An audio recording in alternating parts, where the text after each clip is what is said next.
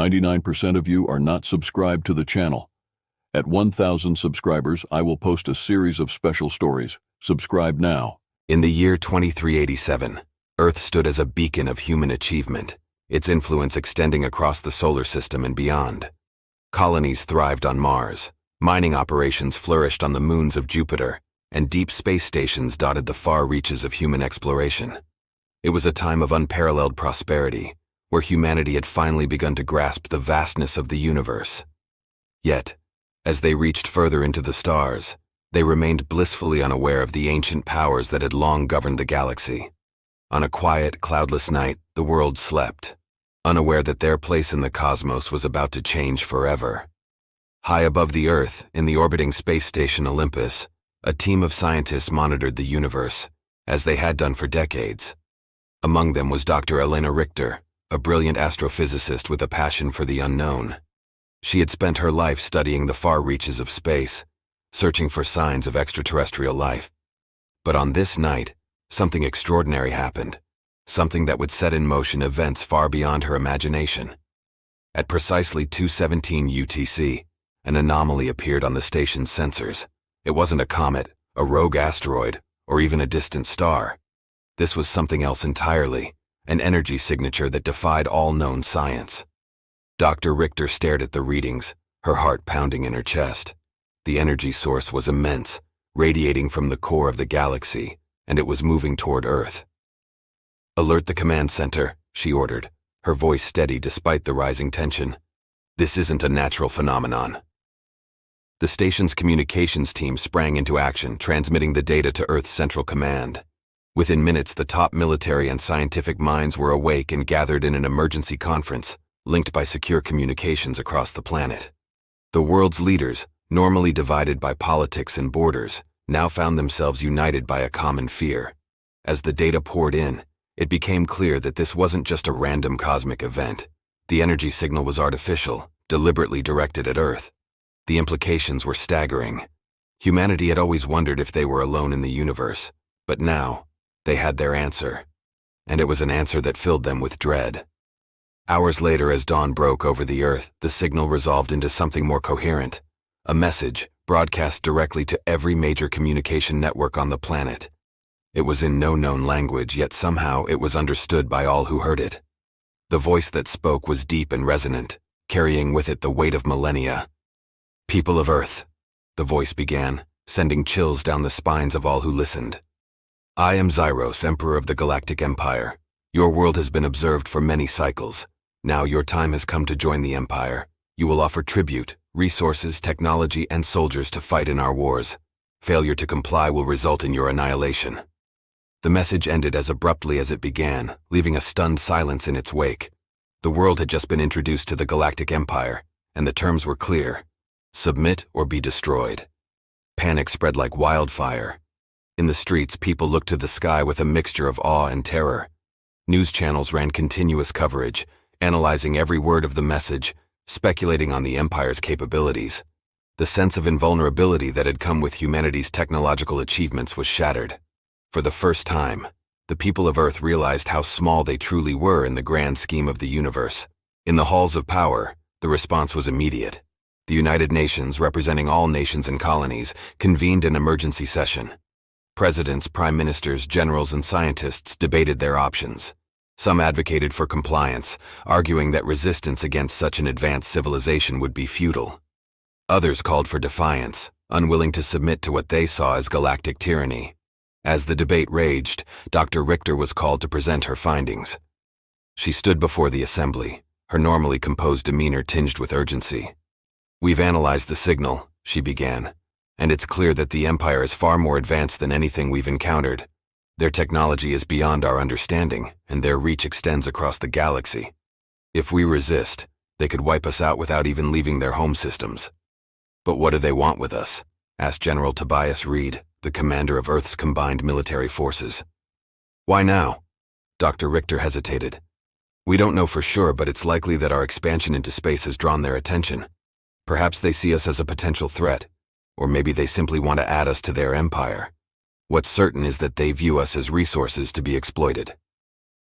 The room fell silent as the weight of the situation settled in. Earth's leaders were faced with an impossible choice: submit to the demands of a powerful alien empire, or risk everything in a fight they couldn't possibly win. Finally, it was President Michael Andrews of the United States who spoke up, his voice steady. "We cannot submit without a fight, but neither can we recklessly challenge an enemy we know so little about. We need to find a way to meet their demands without sacrificing our future." That's when Dr. Richter, alongside her colleague Dr. Isaac Palmer, put forth a daring proposal. "What if we didn't send ordinary soldiers?" she suggested. "We've been developing a program in secret, one that could give us a fighting chance. We call them the Eternals, genetically enhanced super soldiers. They're stronger, faster, and more resilient than any human. If we send them as tribute, it might buy us time. Time to gather intelligence, time to prepare." The room buzzed with renewed energy. The Eternals program had been a closely guarded secret, its existence known only to a handful of individuals. But now, it seemed, this clandestine project might be humanity's only hope. General Reed leaned forward, his eyes narrowing. "You're suggesting we send these Eternals into the heart of the Empire, to fight for them?" Dr. Palmer nodded. "Yes, but more than that. They would be our eyes and ears inside the Empire. We could learn their weaknesses, find out what we're really up against. If we play our cards right, we might turn the tables on them." President Andrews looked around the room, seeing the grim determination on the faces of his fellow leaders. The decision was clear. "Very well," he said, "we'll prepare the Eternals. They will be our tribute, but they will also be our weapon." And so, the fate of Earth was sealed. The Eternals would be sent to the Galactic Empire as a show of strength, a gesture of compliance that masked a deeper strategy. Humanity's survival now rested on the shoulders of these super soldiers, and the hope that they could outsmart and outfight an enemy beyond their comprehension. As preparations began, the world held its breath, waiting to see if this bold plan would be enough to stave off annihilation. For the first time, Earth was united not by ambition or conquest, but by the shared determination to survive in a galaxy that was far more dangerous than they had ever imagined. Deep beneath the frozen tundra of Antarctica, hidden away from prying eyes and the surveillance of even the most sophisticated satellites, lay the Ravenholm complex. This sprawling underground facility had been constructed in secret, its existence known only to the highest levels of global military and scientific leadership. The complex had been built for one purpose: to house and develop Project Eternal, humanity's last desperate hope against the Galactic Empire. The Ravenholm complex was a marvel of engineering, a self-contained city buried beneath miles of ice. It boasted state-of-the-art laboratories, training grounds, and living quarters for the Eternals, those chosen to become the pinnacle of human evolution. Every inch of the complex was dedicated to perfecting the ultimate soldiers, ones who could face the unknown horrors of the galaxy and survive. The Eternals were not ordinary men and women. They had been selected from the best humanity had to offer: elite special forces, decorated war heroes, brilliant strategists, and exceptional scientists. Each candidate had undergone rigorous psychological and physical evaluations before being accepted into the program. But that was just the beginning. Once inside Ravenholm, they were subjected to a series of procedures that would transform them into something more than human. At the heart of these transformations was the CRISPR-X, an advanced form of genetic modification that allowed scientists to edit the DNA of the Eternals with unparalleled precision. The CRISPR-X technology was enhanced by alien biomaterials that Earth's scientists had reverse-engineered from artifacts discovered on distant worlds. This allowed the Eternals to possess abilities far beyond natural human capabilities. Their muscles were stronger, their reflexes faster, and their senses sharper. Their bones were reinforced with a synthetic alloy, making them nearly unbreakable, and their skin could heal from wounds at an accelerated rate. But the physical enhancements were only part of what made the Eternals extraordinary. Each soldier was implanted with a neural augmentation interface, a complex web of nanotechnology that integrated seamlessly with their nervous system. This interface allowed them to process information faster than any human could, making them capable of outthinking even the most advanced artificial intelligences. They could analyze a battlefield in real time, predicting enemy movements and coordinating their actions with perfect precision. Captain Marcus Steele was among the first to undergo the full suite of enhancements. A decorated war hero with countless missions under his belt, Steele had been chosen not only for his combat prowess but for his unshakable sense of duty and leadership. He was the epitome of a soldier, disciplined, brave, and fiercely loyal to Earth. Yet even he was awed by the power that now coursed through his veins. The transition was not easy. The physical pain of the enhancements was immense, as the human body struggled to adapt to the new capabilities forced upon it. The mental strain was equally daunting. The neural augmentation interface pushed the limits of Steele's cognitive abilities, forcing his brain to operate at speeds that sometimes felt overwhelming. But Steele was determined to master these new powers. He knew that the survival of Earth depended on it. Training began immediately after the augmentation process was complete. The Eternals were thrust into a grueling regimen designed to test the limits of their new abilities. They were subjected to simulations that replicated the harshest environments known to humanity, and some that were entirely alien. They fought in virtual jungles where the trees themselves were hostile, in deserts where the temperature fluctuated between boiling heat and freezing cold within minutes, and in deep space, where the vacuum threatened to tear them apart. The training wasn't just physical. The Eternals were put through rigorous mental conditioning, designed to prepare them for the psychological horrors of war against unknown alien species. They were taught to resist psychic attacks, endure sensory deprivation, and maintain focus under extreme stress. They were drilled in alien languages and cultures, using data gathered from previous covert encounters with extraterrestrial life. They needed to be more than just warriors. They needed to be adaptable, capable of surviving and thriving in any environment the galaxy could throw at them. The holographic simulations they fought in were not mere games. They were hyper-realistic, designed to push the Eternals to their breaking points. The enemy forces they faced were modeled after the Empire's various known species: hulking brutes with razor-sharp claws, agile predators that moved faster than the eye could track, and swarms of drones controlled by hive minds. Each simulation was a test of their combat abilities, but also of their teamwork and strategy. The Eternals learned to rely on each other, forming a bond that went beyond camaraderie. It was a bond forged in the crucible of life and death. Captain Steele quickly emerged as the leader of the Eternals, his natural charisma and tactical genius earning him the respect of his peers. His leadership was put to the test during the most challenging simulation, the Gauntlet. This simulation was a multi-day ordeal, a relentless series of battles that pushed the Eternals to their absolute limits. They faced wave after wave of enemies, with no time to rest, no time to recover. It was designed to simulate a real-world scenario where they might be deployed deep behind enemy lines, cut off from any support. Steele led his team with unwavering resolve, his mind working faster than it ever had before. He coordinated their movements with precision, using the neural augmentation interface to relay commands instantaneously. He anticipated the enemy's tactics, adapting their strategy on the fly. His team followed him without question, trusting in his leadership even when the odds seemed impossible. By the end of the Gauntlet, the Eternals were battered and exhausted, but they had passed the test. They had proven that they could endure anything the galaxy might throw at them. More importantly, they had proven that they could rely on each other, that they were not just a collection of super soldiers, but a unit, a legion. As the training continued, a bond formed among the Eternals, deeper than anything they had experienced in their previous lives. They were more than just soldiers. They were brothers and sisters in arms, bound by a common purpose. They shared the same fear, the fear of the unknown, of what awaited them in the far reaches of the galaxy.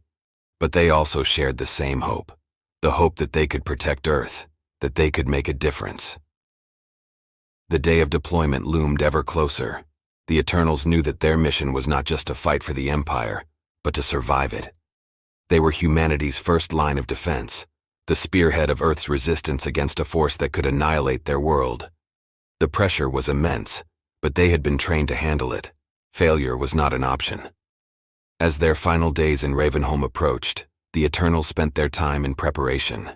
They reviewed the intelligence gathered on the Galactic Empire, memorizing every detail, every scrap of information that might give them an edge. They drilled endlessly, refining their techniques, honing their skills to a razor's edge. And in quiet moments they allowed themselves to think of home, of the people they were leaving behind, of the world they were sworn to protect. Captain Steele found himself standing on one of the observation decks, looking out at the endless ice above. The sky was dark, the stars barely visible through the thick layer of ice, but he knew they were out there. Somewhere, beyond the reach of human eyes, lay the Empire, a force so vast and powerful that it defied comprehension. Steele clenched his fists, feeling the strength in his enhanced muscles, the power in his augmented mind.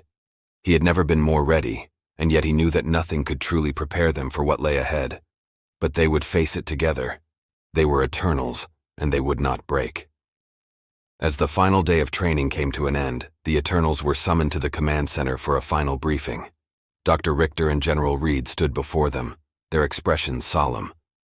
"You have all exceeded our expectations," Dr. Richter began. "You are the best of us, and you carry with you the hopes of every man, woman, and child on Earth.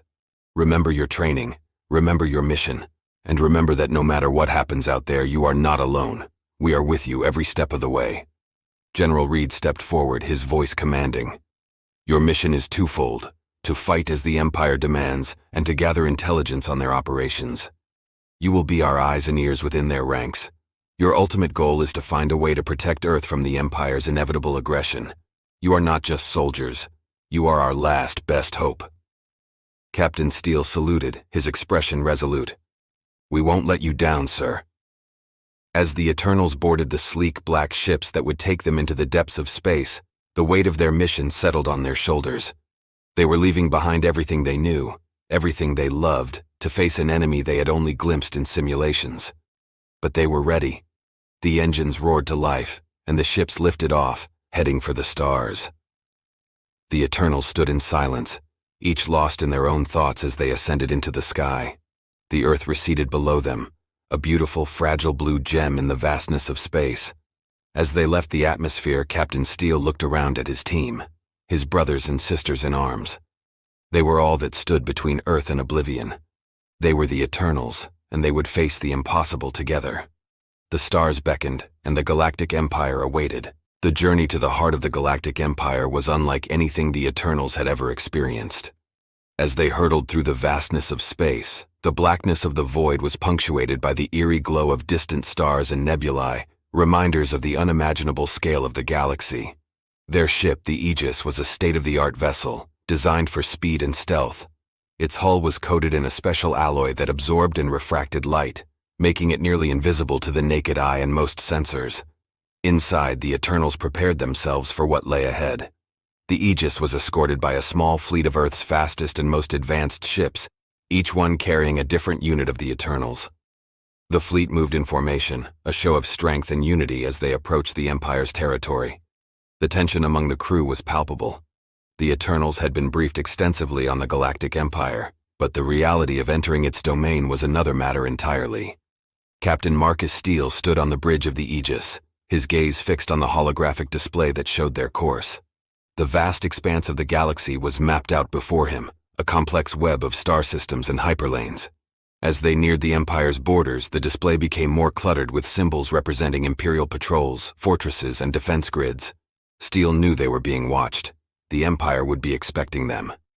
"Entering Imperial space in 5 minutes," announced Lieutenant Mira Thorne, the ship's navigator, her voice calm despite the enormity of what they were about to do.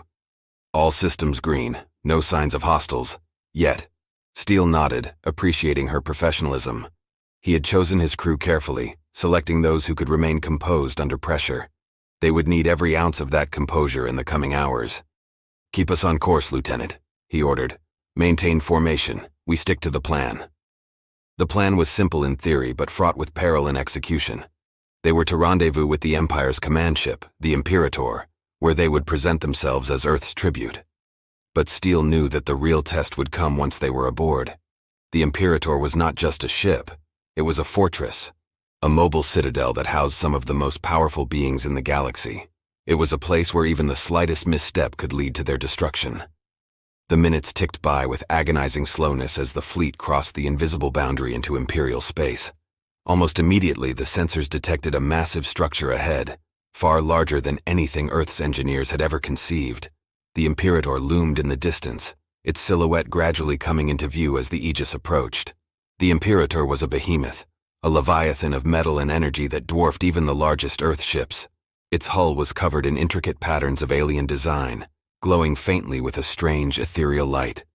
It bristled with weapons, each one capable of obliterating a city in a single shot. But it wasn't just the size or the armament that made the Imperator intimidating. It was the aura of authority, of absolute power that radiated from it. This was the seat of the Galactic Empire, the very heart of its military might. As the fleet drew closer, a voice crackled over the comms, cold and imperious. "This is the Imperator. Identify yourselves and state your purpose." Steele stepped forward, his voice steady as he responded. "This is Captain Marcus Steele of the Earth vessel Aegis. We are here to deliver Earth's tribute as commanded by Emperor Zyros." There was a brief pause during which Steele imagined the Imperial officers scanning their ships, assessing their capabilities. Finally, the voice returned, this time with a note of approval. "You are cleared to dock. Follow the designated flight path. Any deviation will be met with lethal force." The fleet adjusted course, following the highlighted trajectory that led to one of the Imperator's massive docking bays. As they entered the bay, Steele caught his first glimpse of the Empire's forces. Dozens of alien soldiers stood in formation, their armor gleaming under the harsh lights.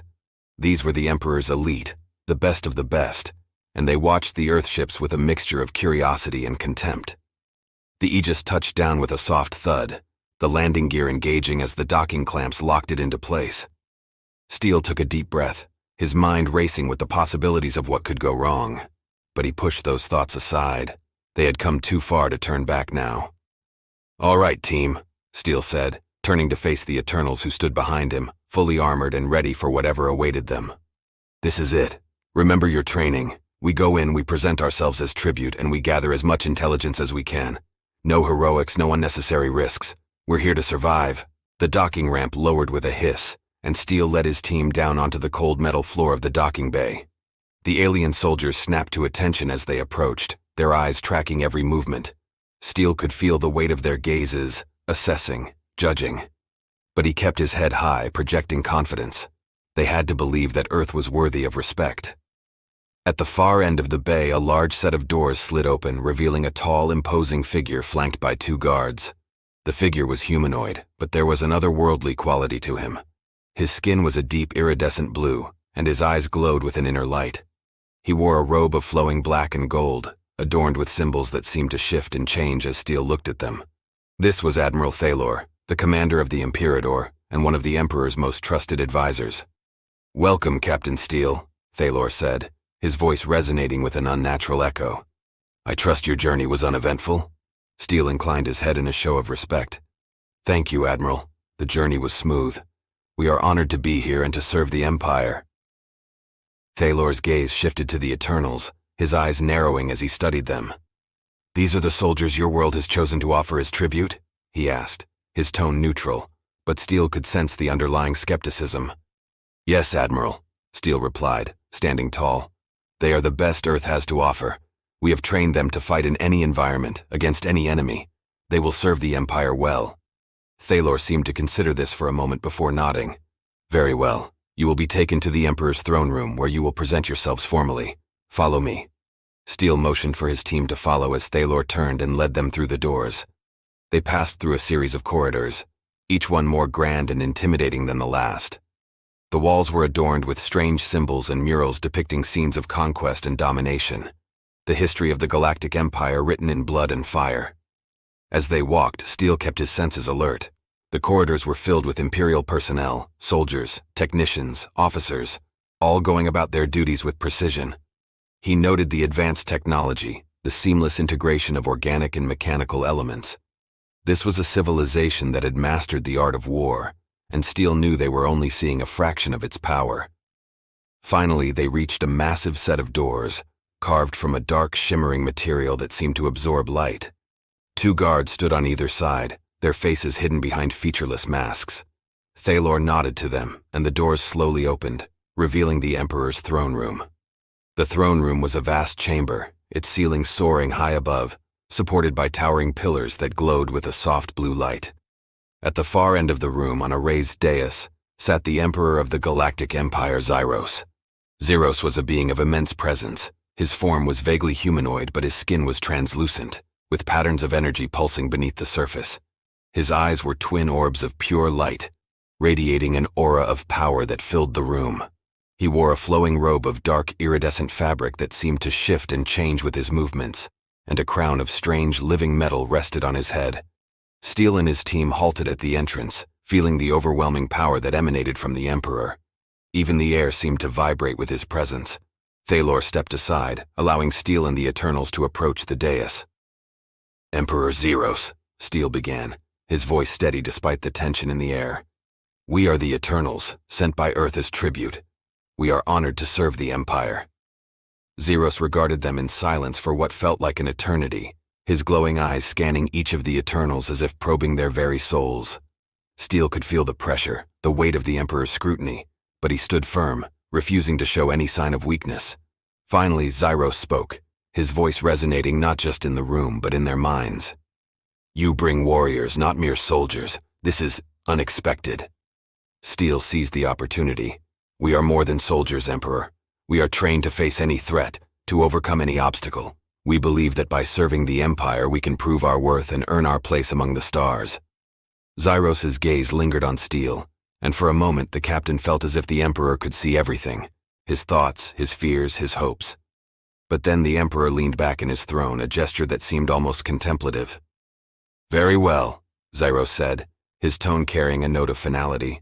"You will be tested. Only the strong have a place in my empire." Without warning, the floor beneath Steel and the Eternals gave way, and they were plunged into darkness.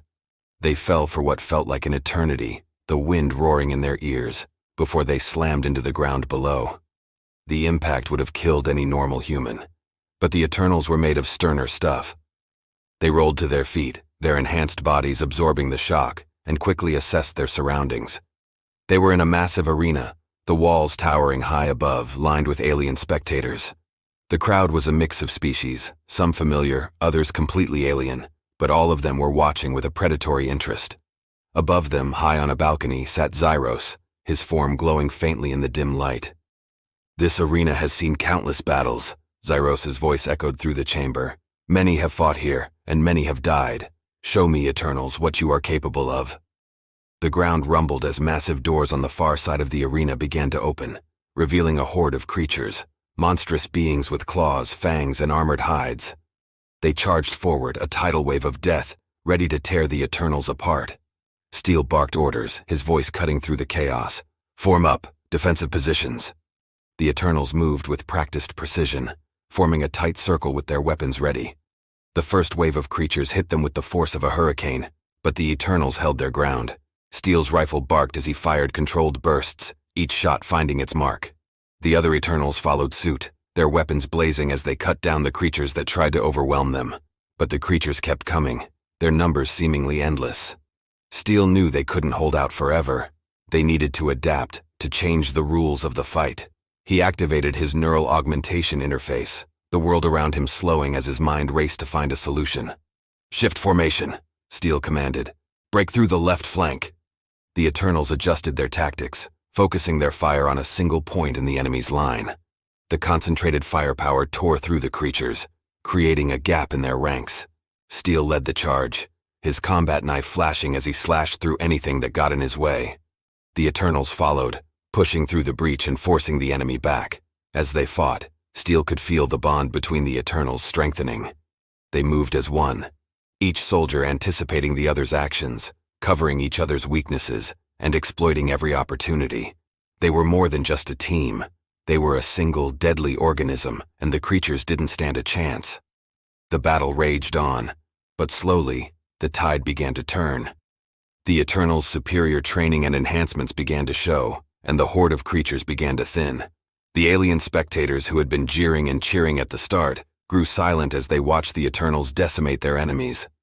Finally, after what felt like hours, the last creature fell. The arena was littered with the bodies of the fallen, the ground slick with blood, but the Eternals stood victorious, their armor dented and scarred, but their resolve unbroken. Above them, Zeros watched in silence, his glowing eyes unreadable. Then slowly he rose from his throne and a ripple of anticipation went through the crowd. "You have proven your strength," Zeros said, his voice carrying a hint of something that might have been approval. "From this day forward you are no longer tributes. You are my legions, and you will carry the banner of the Empire across the stars." The arena erupted into a roar of approval, the alien spectators cheering for the new warriors who had proven themselves worthy.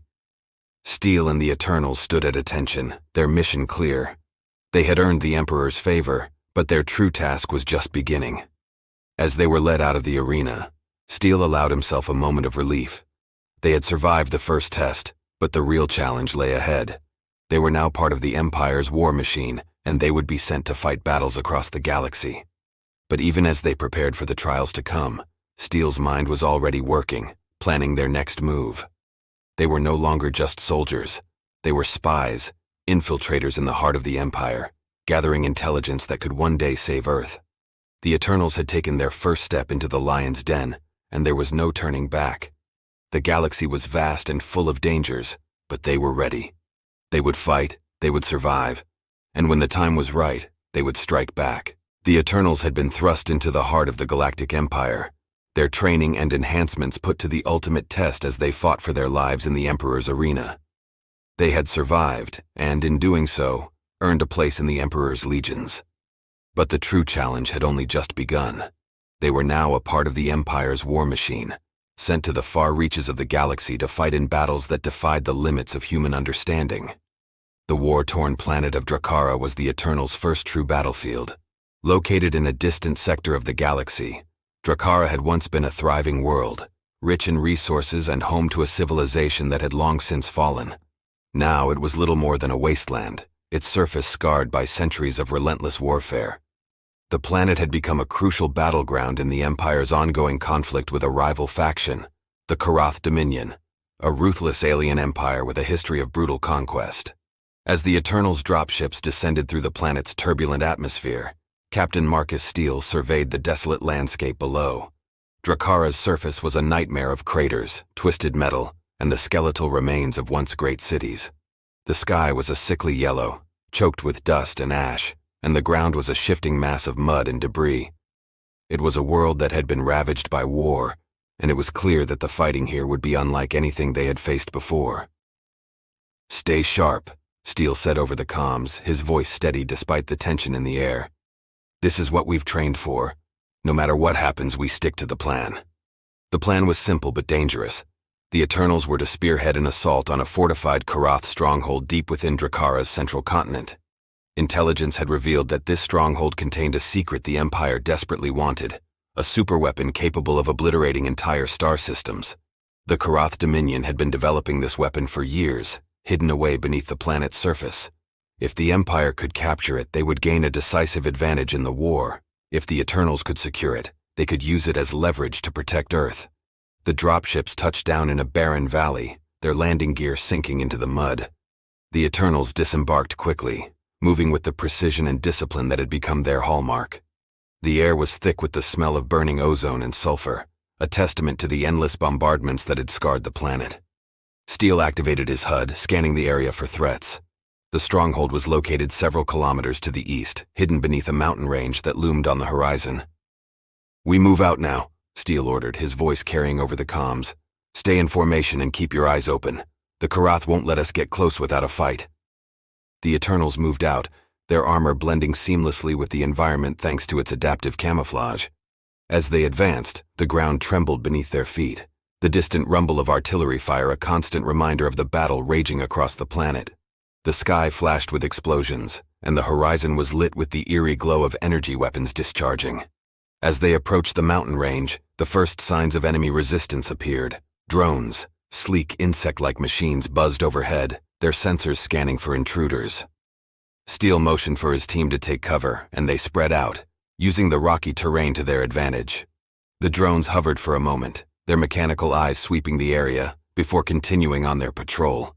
Steele exhaled slowly, grateful for the advanced cloaking technology embedded in their armor. "Let's keep moving. We need to reach that stronghold before the main assault begins." The Eternals pressed on, moving silently through the treacherous terrain. The mountain range loomed larger with each step, its jagged peaks casting long shadows across the valley. As they drew closer, Steele began to notice signs of recent activity: disturbed earth, discarded weaponry, and the occasional Karath corpse. The Dominion's forces had been here recently, and that meant the stronghold was heavily guarded. "Eyes up," Steele warned. "We're getting close." The entrance to the stronghold was concealed behind a massive rock face, its outline barely visible against the mountain's rugged surface. The Karath had gone to great lengths to hide their base, but the Empire's intelligence had been thorough. Steele led his team to the entrance, scanning it with his HUD. The rock face was laced with advanced shielding technology, designed to withstand even the most powerful bombardments. As they searched the area, Lieutenant Mira Thorne, the team's resident tech specialist, discovered a small maintenance hatch hidden beneath a pile of rubble. It was barely large enough for a person to crawl through, but it bypassed the main entrance's defenses. "This should get us inside," Thorne said, prying the hatch open. "It leads to the lower levels of the stronghold, probably maintenance tunnels. It won't be a direct route, but it's our best shot." "Good work, Lieutenant," Steele replied. "Let's move." One by one, the Eternals slipped through the hatch, descending into the darkness below. The tunnel was narrow and cramped, forcing them to move single file. The air was thick with the smell of oil and machinery, the hum of power conduits reverberating through the walls. As they moved deeper into the stronghold, the tunnel began to widen, eventually opening into a vast underground chamber. The walls were lined with cables and pipes, and the floor was covered in a network of grates and catwalks. Massive generators hummed in the distance, providing power to the entire complex. Steele signaled for his team to hold position while he scanned the area. The chamber was filled with Karath soldiers, their armor glinting in the dim light as they patrolled the area. They were heavily armed, their weapons sleek and deadly. "We need to take them out quietly," Steele whispered. "No alarms, no reinforcements. We do this clean and we get to the weapon before they know we're here." The Eternals moved with lethal efficiency. Steele took point, his silenced rifle spitting death as he dropped the first guard with a single shot. The others followed suit, their movements silent and precise. One by one, the Karath soldiers fell, their bodies crumpling to the floor without a sound. Within minutes, the chamber was clear. Steele signaled for the team to regroup, their path to the weapon now open. Thorne accessed a nearby terminal, her fingers flying across the controls as she bypassed the security protocols.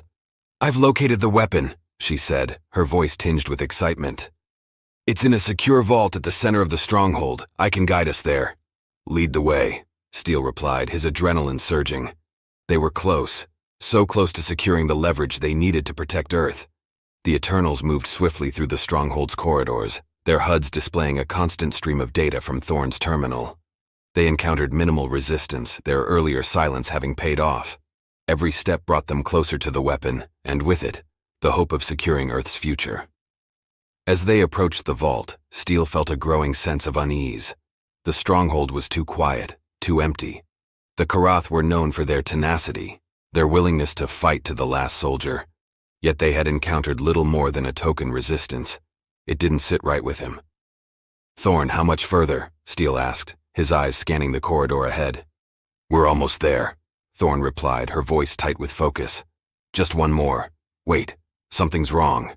Before Steele could react, the walls around them lit up with flashing lights, and a deafening alarm blared through the stronghold. The floor beneath them shook as massive blast doors slammed shut, sealing the Eternals inside a narrow corridor. "It's a trap," Steele shouted, raising his weapon as the walls on either side of them slid open, revealing ranks of Karath soldiers, their weapons trained on the Eternals. "Defensive positions," Steele ordered, his voice cutting through the chaos. The Eternals formed a tight circle, their weapons blazing as they fought off the Karath ambush. The corridor erupted into a maelstrom of gunfire and energy blasts, the air thick with the acrid smell of burning metal and flesh. Steele moved with the fluid grace of a predator, his rifle spitting death as he targeted the Karath soldiers with deadly precision. But for every enemy they took down, more seemed to appear, pouring out of hidden compartments and side passages. The Eternals were outnumbered, but they fought with the desperation of soldiers who knew that failure was not an option. Thorne crouched behind a support pillar, her fingers flying across her portable console as she tried to hack into the stronghold systems. "I'm working on opening the blast doors," she shouted over the din of battle, "but it's going to take time." "We don't have time," Steele replied, firing a burst of rounds that cut down a group of charging Karath. "Do what you can." The battle raged on, the Eternals holding their ground despite the overwhelming odds. They fought as a single unit, each soldier covering the others, their movements perfectly coordinated. But Steele knew they couldn't hold out forever. The Karath were relentless, and their numbers seemed endless. Then, just as the situation seemed hopeless, a massive explosion rocked the corridor. The ceiling above them caved in, and a cloud of dust and debris filled the air. Steele threw himself to the ground, shielding his head as the rubble rained down. When the dust settled, Steele looked up to see a gaping hole in the ceiling. Through it, he could see the dark, swirling sky of Drakkara, the storm clouds lit by the flashes of distant lightning. Above the hole, hovering on repulsor jets, was an Imperial assault craft, its cannons still smoking from the blast. Ropes dropped from the craft, and a squad of Imperial soldiers descended into the corridor, their black armor gleaming in the dim light. "Imperial reinforcements," Steele muttered, both relieved and wary. The Empire's intervention had saved them, but it also meant their mission was now under direct Imperial control. The leader of the Imperial squad approached Steele, his helmeted face unreadable. "Captain Steele, by order of Admiral Thalor, you are to stand down and return to the Imperator. The situation is under control."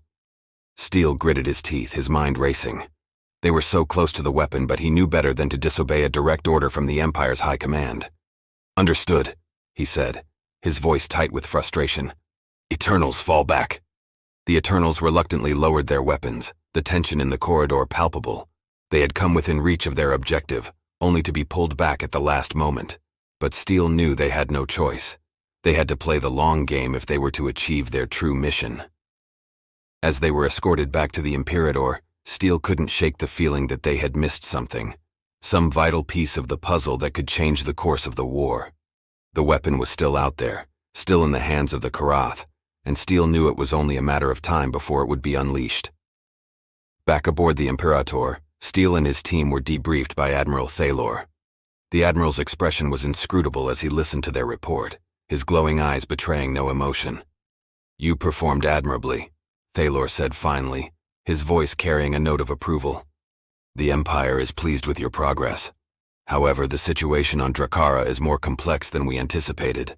The Karath weapon remains a priority, but there are other factors at play.